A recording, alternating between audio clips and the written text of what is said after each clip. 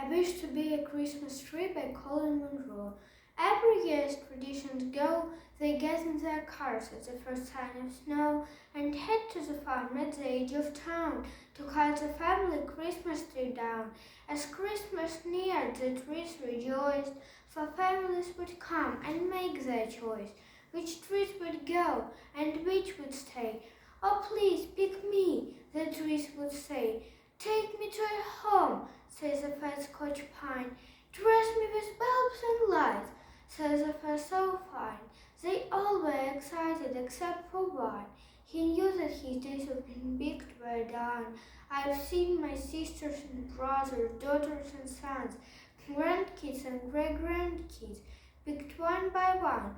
I'll never be taken home. I'm too big and too tall." He sobbed and crying made his pine needles fall. A little squirrel was wandering by and stopped to hear the big tree cry. "Take heart, my friend, and don't you fear. To many of us you're so dear. Your branches keep us safe and warm. You are shelter from the storm."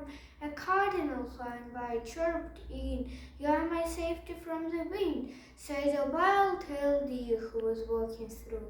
"Cheer up, big friend, because I need you. Your needles give me a nice soft bed, a place to lie down and rest my head.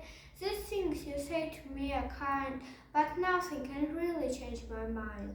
All my life I wanted to be someone's special Christmas tree."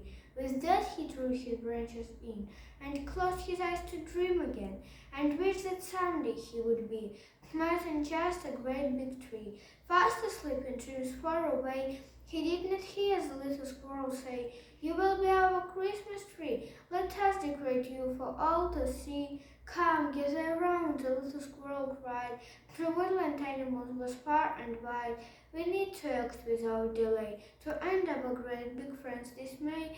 This our thing, this wonderful tree. And do you know where we would be without the special things he gives? I don't know how we all would live without ever complaining he's giving these things, yet never knowing the joy that he brings, offering friendship from the very start. No one should willing to dream in his heart. Everyone should bring a treasure, so we giant friends can measure the love for him that our hearts hold, the feelings that we've never told." Each animal came with gifts to bear, overgrown through the trees and some through the air, with acorns, icicles, and berries so bright, they walked and shrinked into the night.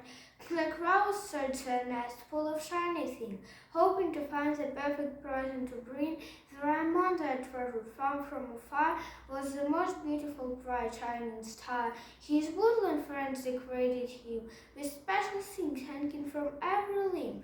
Acorns were dangling of branches strewn, berries were strung as a garden so lorn. The first morning sun watched wondrous sight, as icicles glimmered and captured the light. Colorful birds perched all over the pine, as beautiful as bulbs and just as fine. Blue jays as blue as crisp winter day, cardinals bright red perched near dove soft and gray. The birds were singing so soft and so clear, their most beautiful sounds was the pine tree to hear. The big tree started and opened his eyes, and what he saw was such a surprise. "You had made me beautiful for all to see, and now I am a Christmas tree. You are more than just a Christmas tree," they said to him. "Why can't you see? You're special to us every day of the year. We would be sad if you weren't always near. You're glad we stayed with us all these years, but we're sorry that it caused you tears. We should have told you so many ways.